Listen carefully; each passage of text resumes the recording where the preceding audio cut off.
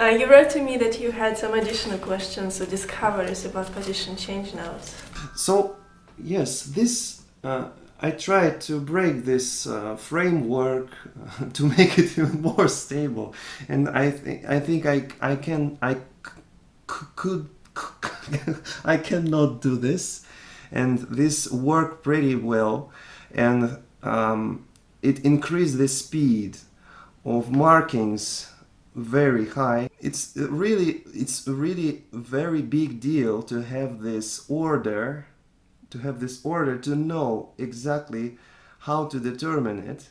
I feel free to just correct for here or there, but in the whole, the rule is helping to do this even without the instrument. When sometimes teacher says that we should think about the music from the beginning, so we just need to play beautiful from the beginning and try to do our best to make the sound be beautiful from the beginning. Right? Well, this is generally what you said. It's a very good topic to discuss because, well, I heard about what you just said about the teacher saying that, but we also heard about practice with cold head, right? And hot heart, right? Mm-hmm. So usually cold head, they don't really explain cold mind. What does that mean? And that means that you know exactly what you do. And you also know exactly what you don't do. And you know exactly what you do right now, and you don't do anything that is not the right time to do yet. And there is lots of actually mind rewiring with my students about, hey, you're just on the stage of playing with correct movements, this is where you focus on, on, I don't know, intonating with arm weight, this is where you concentrate. You are not expressing articulations, you're not expressing dynamics, you're not trying to charge it with your emotions, you're not trying to somehow make phrasing to sound musical, because we're only supposed to play musical right from the beginning.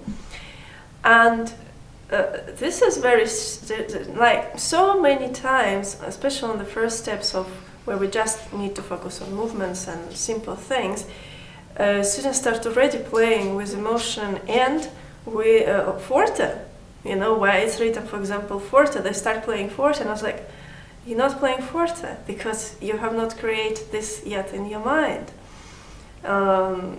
So come back to very weak hands, yes, and there is no accents. Yes, there are in the score, but we have not learned how to intonate them yet, so we're not making accents. And so this is what I think cold mind in practice mean. To know exactly where you focus on and do it layer by layer.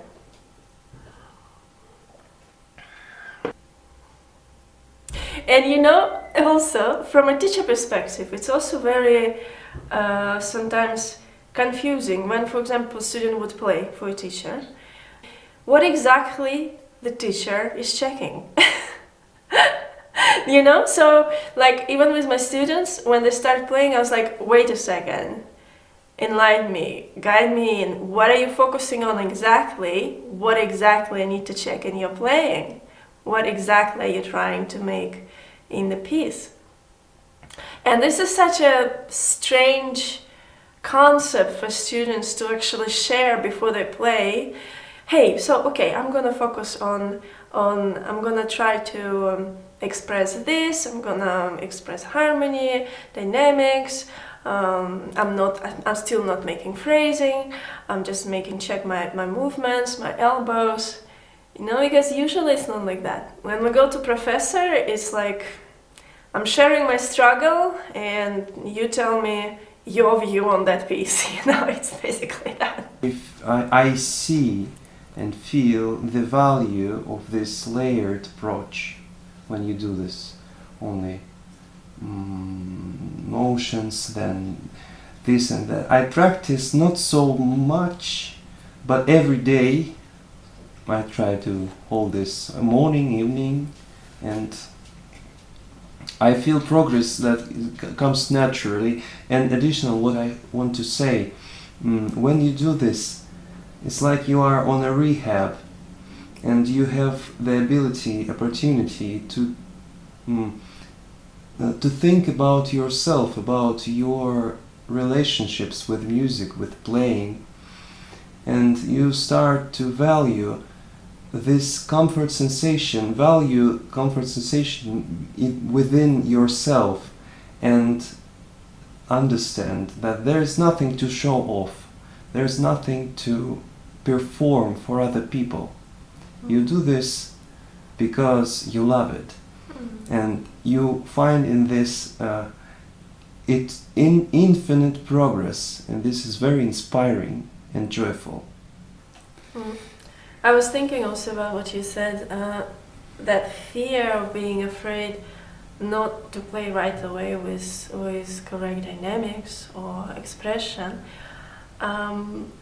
That's kind of silly, because even when you're walking maybe sometimes on the beach and you see a beautiful artist, a painting, he's creating a painting, right? A scenery in front of him. And what do you see? Just a draft with his pencil.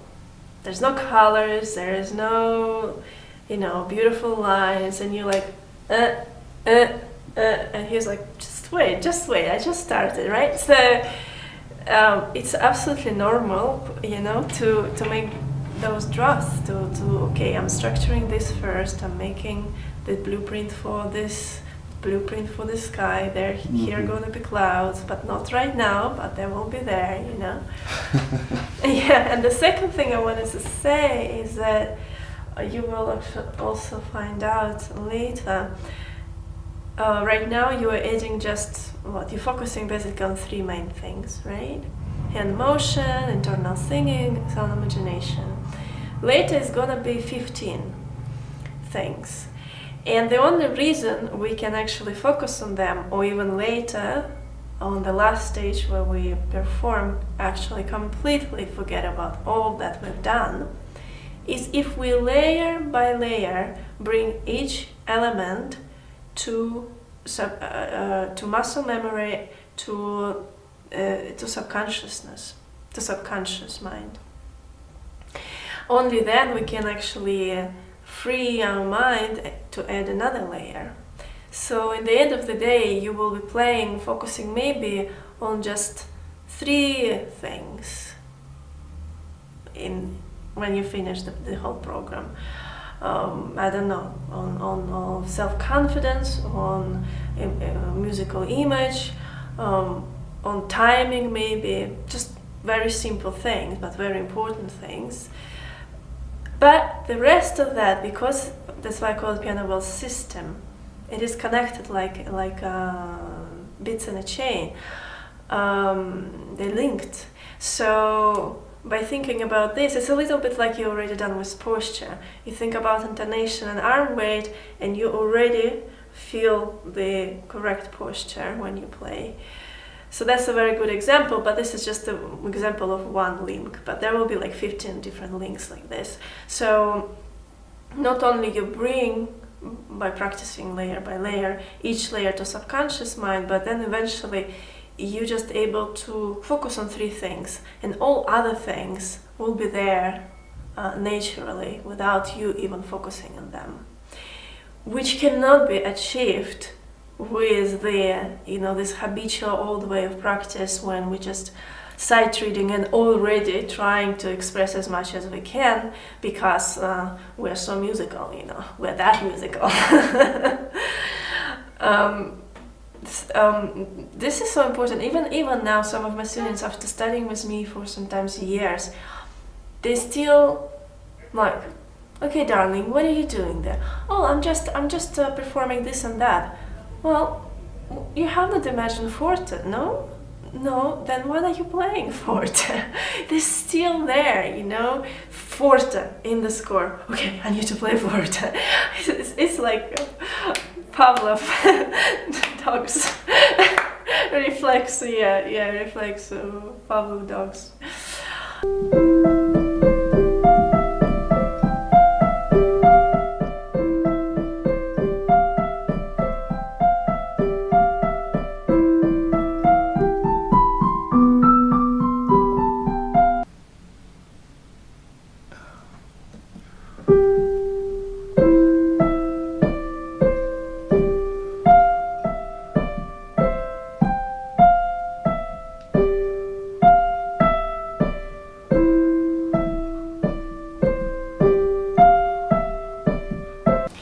Why do we need some texture?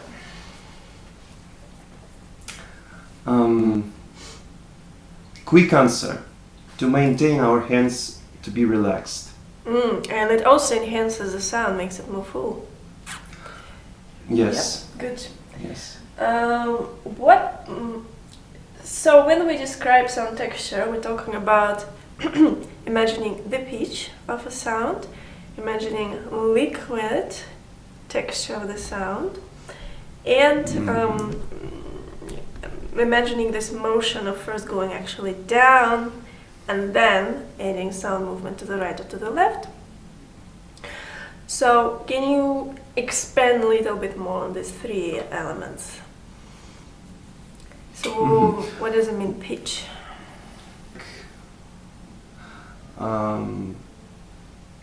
You actually had very good explain in the book.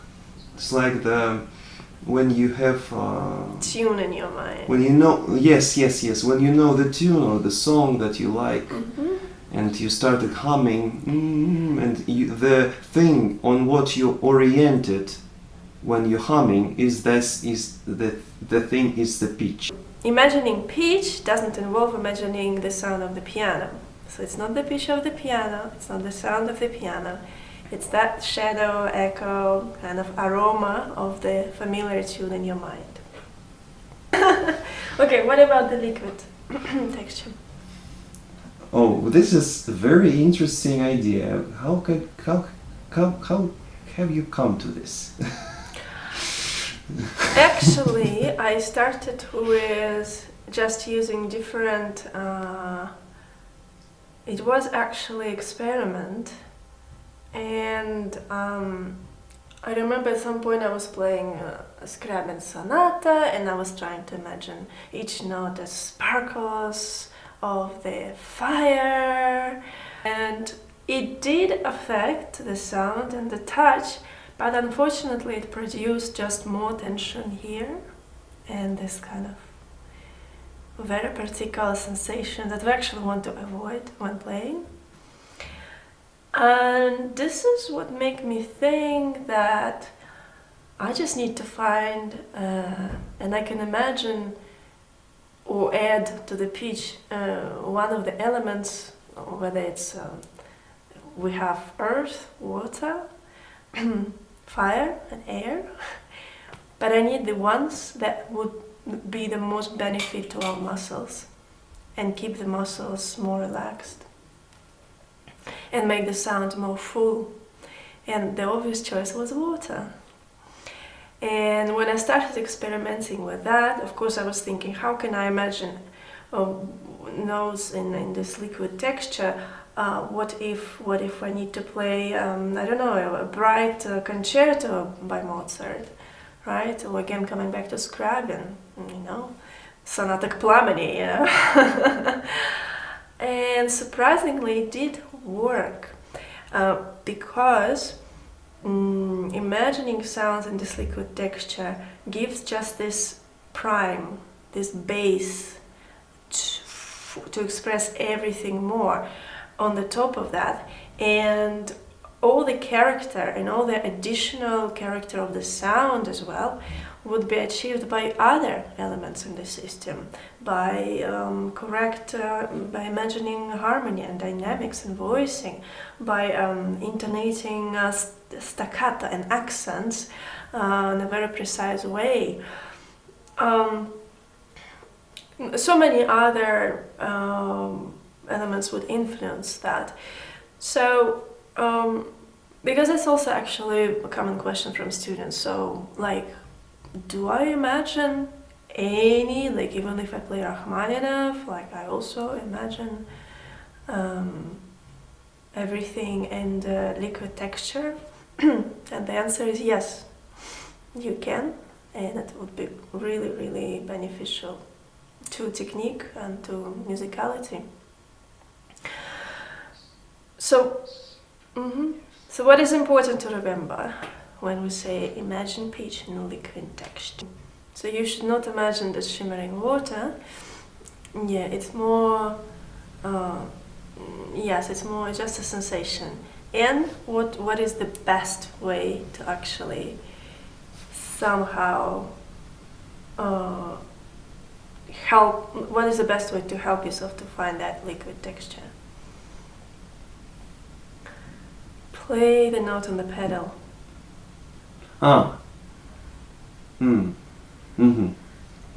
Because that, when we play, when we hold the key on the pedal, we can see that how from two-dimensional, dry sound, we're going to three-dimensional, like a new portal is opening with the pedal, you know. Pedal is the soul of the piano, yeah? And so this, it crystallizes all those vibrations. I just remembered, I had a thought about this, why actually we need to play with pedal to feel sound texture in water texture. Analogy, it's like a drop that fall into the surface of water, and the vibrations, the circles, they are free. They are free. They are not controlled. It's not like a bow doing this. They are free. It's like a force of nature. Okay, and the third element, so it's a pitch, imagining in the liquid texture of pedal.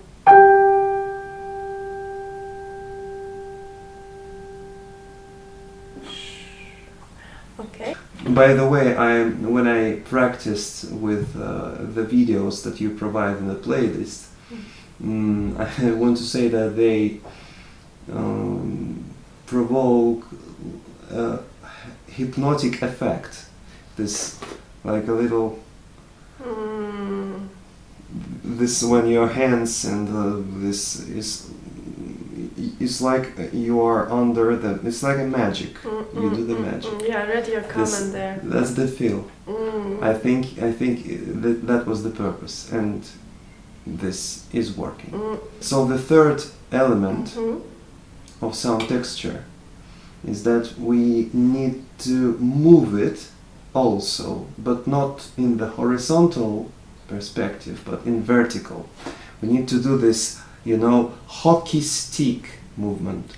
Again, another reason why I've chosen water is because the whole idea is in our imagination we're going to 3D, so instead of imagining flat, now we're imagining also going through and then right and left. And can you, so the water is the one that actually allows us to go through. If we dive in, it has depth. It has depth, so it dissolves this kind of two-dimensional soil, right? It's a magic thing. And so imagining pitch in liquid texture allows us to actually then move it down before we're adding some movement to the right or to the left. And so important to remember that when you move it down, you're not using any pressure or force. So it's all just very natural. Yes, because the resistance is the job of intonation. Yeah, there's no resistance And in the notes, remember? While listening, you try to bring that sound down and then move it right to left.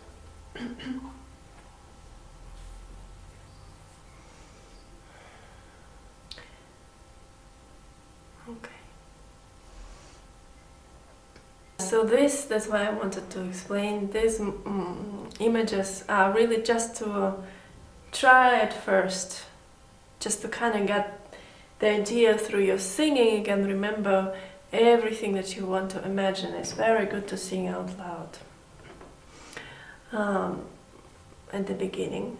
So singing this way, following this image,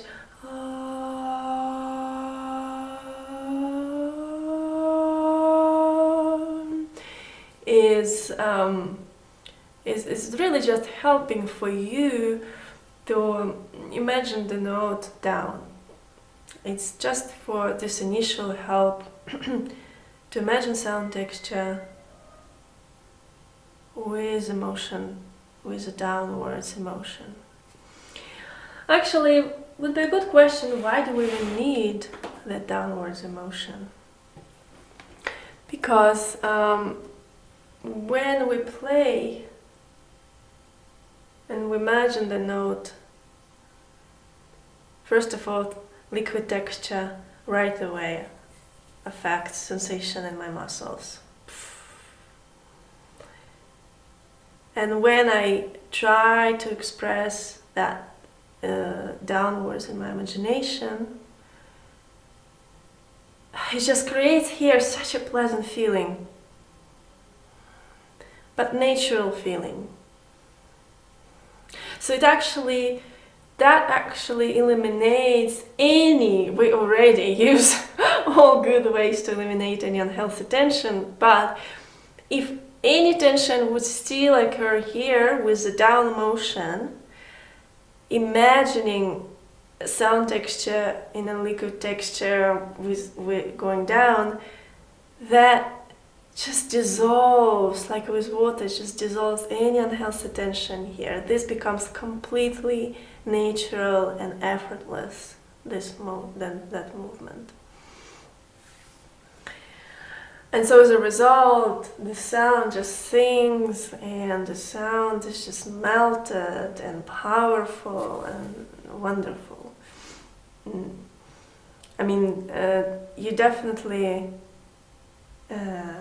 avoid with this method any harshness of the touch or tone.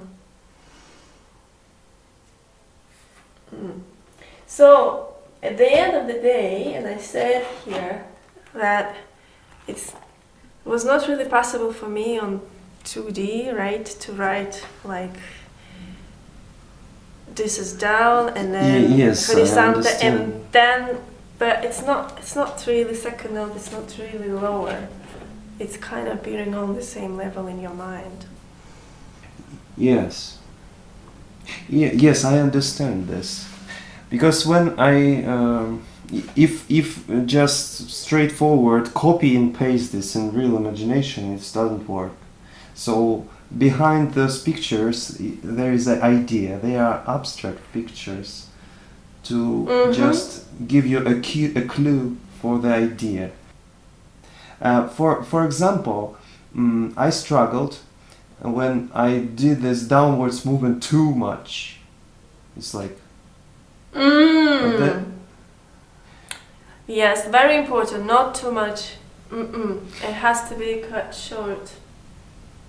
You need to do this very little in order to simply feel that you have this initial downwards movement, but then it's still a horizontal. So you can do that very millimeters, but you need to feel this movement down. Movement may be even very, very, very small, but yes. Is that's why I actually sometimes, like you said, it's very abstract, and sometimes I'm just saying, listen, it's the same as imagining strings with sound movement to the right and to the left. keep the same line, but now just substitute the color of the strings with pitch and liquid texture, the one that you get from listening to the pedal. Gives a good idea of what it means. And in the beginning, just a little bit downwards motion with liquid texture. And then just It's like go on. pressing the key, like pressing the key. But this is what down it and is. down, no? Yeah, this is what it is. This is what it is. And this is how you control that touch. Cool. So before we just did this horizontal, but now we take care of how we press the key. That's the answer. Yeah, if you look at it that way. But again, the whole thing is that in my system I emphasize we don't play with our fingers. Fingers are just channels, like the branches of the tree or whatever, to connect. But it's the wrist. It's the whole form, the hand that is touching the key, not the finger. So it's important to keep in mind. And so yeah, we deepen with our whole body into the key, and then go left or right. Exactly. But we do it with no pressure. That's why there's no resistance in our imagination when we go down. And we do it with very relaxed hand. That's why we need a liquid texture of the sound. Very good. Very